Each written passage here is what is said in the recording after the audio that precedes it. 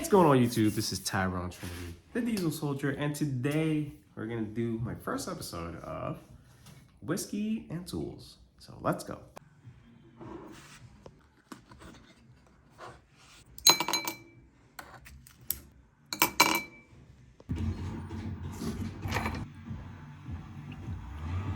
So what we're having today is a blue label, so you've probably seen that in the color already. So without getting into much to it on a whiskey, and if you see the rocks, put the rocks there just because if you put ice on a whiskey, it kind of dilutes the taste of the whiskey. So I'll put that rock. So what you do with the whiskey rock is what they call it. You put it on the fridge and then kind of have it cold enough and then put it on a whiskey so the whiskey tastes the same and pure. All right, so if you guys don't know already, I just became a journeyman, and if you guys don't know already, I also work in a new shop. And for some reason, you guys notice on my videos that every time I start a video, that's where my dog starts drinking water, starts eating. So that's just how it goes with my videos. So if you guys follow me already, to all my subscribers, I want to thank you guys for subscribing to my channel. I know my channel isn't much, it's not fancy, it's not updated all the time, and for staying loyal to my channel. Just want to say thank you. So we're going to talk about how to be a good apprentice.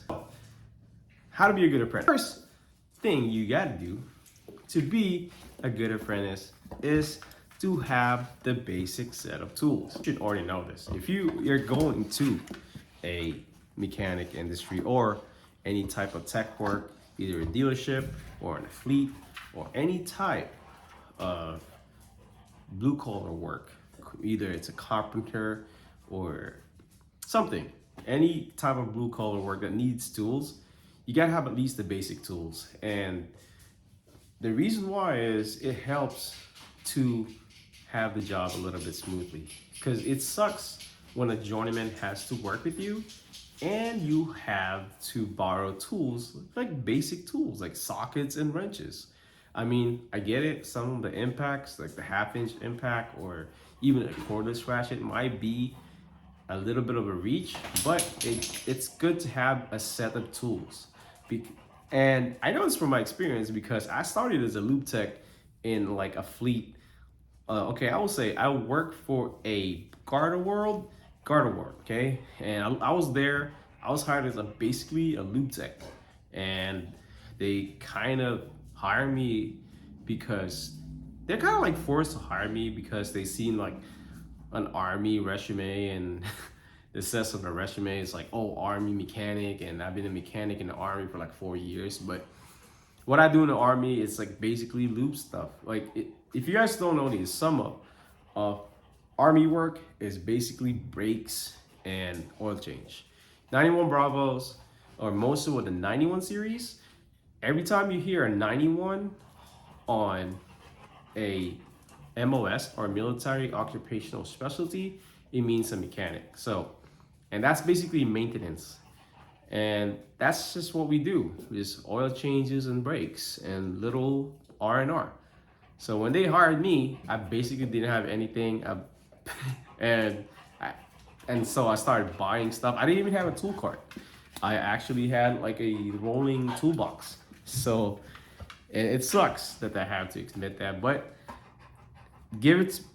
take it from my experience and have a good set of tools. I'm talking about wrenches, sockets, metric, 3/8 and 1/2-inch. Those, if you're in a diesel world, those are the basics. Basic wrenches up to 1 inch, SAE, and metric will be up to like 32. So the Husky set that you get from Home Depot, that will get you set for a while, unless you want to start upgrading. So, and also the brand of tools doesn't matter. The tools that you have, that you don't get to be a good mechanic just because of this set of tools that you have. Okay, I know I do a lot of tool hauls and I show a lot of these tools, but these are the things that not necessary. Okay, they're just like the things that it helps the job, but you don't need it to complete a job. Okay, so like a button clip tool from Vim. That's I survive without that, but now that I have it, I probably can't live without it. But do you really need it? No. Do you want to have it? Maybe. So that's up to you. So having a basic tools is a really essential to be a good apprentice. So the next one is going to be your attitude. Okay, when you come to the shop, your attitude should be you're ready to work. It shouldn't be checking your phone, see if your girlfriend or whatever, your thoughts or what's going on outside of work. Shouldn't be that. You should be ready to work. Okay, your mindset is you're ready to work, ready to learn, and ready to get dirty. Okay, you don't want to see a apprentice don't want to get dirty. That's like a bad attitude. When I see a mechanic that doesn't want to get dirty and they complain about, oh, I'm gonna get all greasy, he's like, I don't want to say the word because it's YouTube, but you know, it's the P word, and you know what I'm talking about. So don't be like that. Be ready to work. Be whatever. If you know, if it tell you to do a starter, then do a starter. You know, he's not gonna let you hurt yourself. Okay, just be safety. Be aware of what you're doing. Don't be stupid. Don't get nervous either, because nervousness, our frontal cortex doesn't respond to fear. So if you're nervous, you're not really learning. You're just responding to what he's saying. So just relax, okay? Don't be afraid to make a mistake, because everybody's been there, and it's okay. It's okay to make a mistake. You just gotta be you gotta be aware of what you're doing.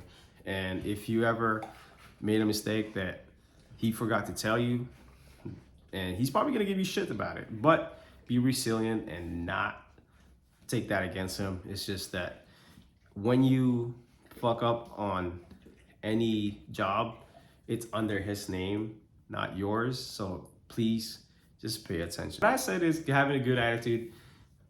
The next one is also kind of relates to that, and that is having an initiative.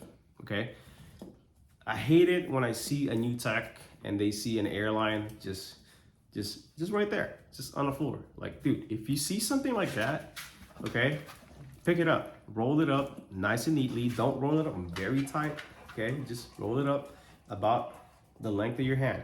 Okay, about, not too much, and that should be good. So when they roll it out, it's easy to roll out. Okay, you see something on the floor, pick it up. If you see a jack stand just sitting there and no one's using it, just pick it up.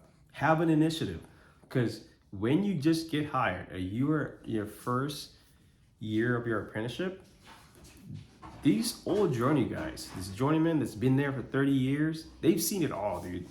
So they've seen it all. So please have that initiative, because if they find out that you're lazy, then you're gonna be an apprentice who's been on your third year apprentice, and you're gonna be changing oil, and that's not good. You don't want to journey out not knowing anything because you're lazy. Okay, so just pick it up. You see a rag, trying to clean up your bay after you use it, if you're working by yourself, or if you're working a journeyman and you just finished a job, clean up. Okay, and also this is very important, and a lot of new kids, these Gen Zers don't know this, is that when they use a tool, when you borrow a tool, you gotta clean it. You gotta clean it cleaner than they let you borrow it. Okay, that's just common unwritten rules, but common courtesy. Okay, it's just little things like that helps you become an apprentice. Okay, so let's go to the next one, and probably the last one. Okay, so let's just go. All right, so the last one is gonna be combined of all. Is that I know, like I said, you in this industry, it's pretty much unavoidable not to make a mistake, and it's a natural. It's like the nature of the beast. It's this is how it teaches you to be humble, especially if you're one of those tech that like have a really good diet. You're pretty smart. You're pretty aware of what you're doing. You know, you don't really mess up a lot, but it is kind of like a balancing factor to our job that like, hey, once in a while you're gonna make that mistake, and it's fine.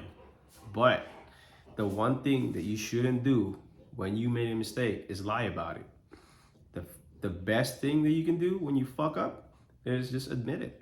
You know, just hey, I forgot to put that bolt. I wasn't aware. That's my fault. You know, if you do that, you know, and just say you'll be better next time. Just say that. Those words. I'm sorry. That's my bad. You know what? I'll be better next time. I'll be aware of that. And you know, if you say those things, that you accept responsibility for that mistake, they will respect you in the ways that you wouldn't believe. But if you are the type of person that like to play the victim games, like all this organization that we have right now, right? You fuck up on something and you, oh, it's that guy's fault because he was talking to me while I'm doing my rest. No, no, man. No, that's not how it goes. You messed up. That's your repair. That's your truck. That's your fault. Don't lie about it. Don't cover it up. Don't blame it on that journeyman or anybody. It's your mess up. Okay, own it and live by it. The what's worse nowadays is that when people mess up, it's they trying to take accountability, pass it on to someone else instead of hey, I messed up. I'll be better next time, or I try to do it better next time. Something like that. Some type of accountability of owning the mistakes. We don't have that anymore. We're losing it, and people are supporting it, and it's horrible. Don't be like that. In this shop, if you mess up, just own it. In any shop, okay? That's just it. The last thing that, the last advice that I give to people, to apprentices, I guess, is don't worry about the SRT time too much. Yes, kind of keep that in the back of your mind, but unless you're working flat rate, maybe you should worry about it. But if you're working hourly, if you're working on a fleet that's keeping track of your SRT time, if you're working on a dealership, you get paid hourly. Don't worry about SRT time too much because you're an apprentice. You're still learning, and if you haven't done the job, like if you don't do the job every day or every month or every other month, you're not gonna be very proficient at it. And some jobs are very cut and dry. Some diags are very cut and dry, like literally, like you gotta check some of the basics and you find it. But when you have those jobs that's kind of like like a head scratcher, don't worry about the time way too much because you get paid by the hour, so that doesn't make you a hack like a lot of people on flat rate would say. But that means take your time, but don't take too much time. So you kind of have to ride that balance. So let's just say you have a job of installing a oil cooler on a, let's just say Cascadia. They give you about 4 hours for that. And I get it, it's your first time, you're a little bit nervous, you're a little bit kind of sketch on what you're doing. That's good. That's good. It's good to be like a little bit nervous sometimes because it keeps you on your toes. Okay.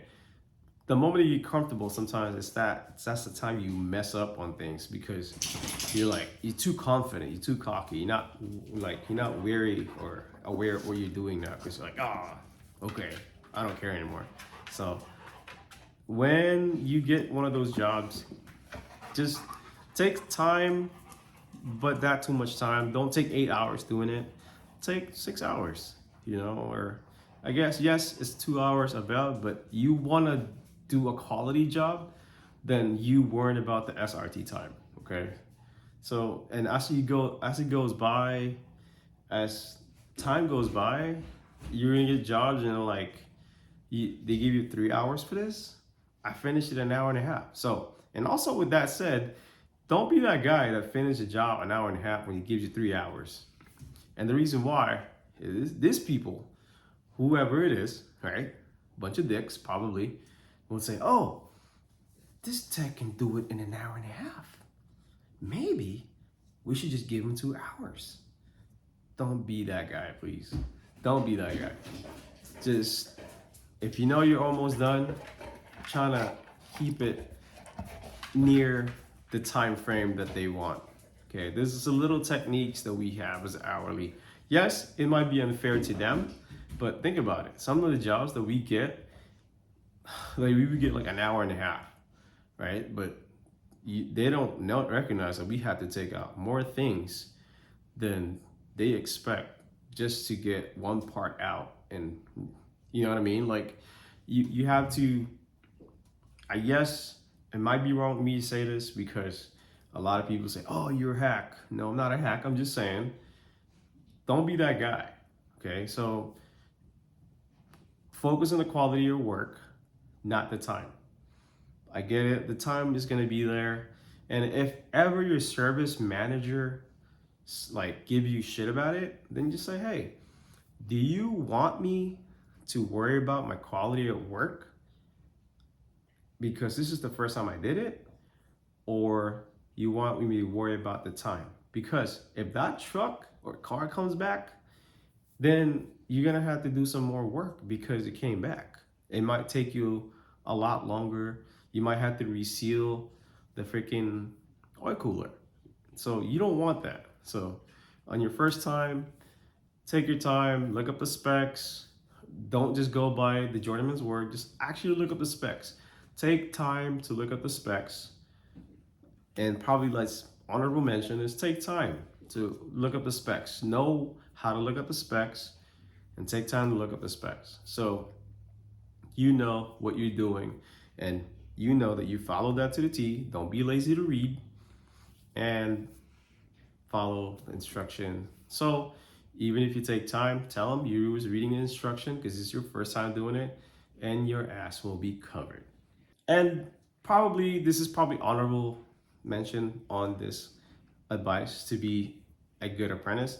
If you work in a dealership and they make you write a story, write a really good story, okay? If you don't write a good story, it's your ass is not covered. So basically, whatever you remove, say it. Whatever you remove and you had to do extra, say it on a story, okay? Be brief and concise with your story. So you don't have to like, oh, I have to remove this bolt, this 3 bolts just to get to it. No, just say I remove this component to access this, and then I remove this. And the reason why you want to do this is because it saves you time being concise with your story, and it saves the guy who's reading the story probably from warranty, right? Those guys are a bunch of assholes. So don't worry about them. Worry about the story you write. And be concise, brief and concise about your story. So that is about it. So if you like this video, click that like button and subscribe to my channel if you are interested for more whiskey and tools. Next time I'm gonna talk about why I quit Freightliner. So if you want to hear about that, click that bell button and to get notified if I ever posted that video. So and again, my name is Tyrone Trinity, and this is my episode of Whiskey and Tools. Deuces.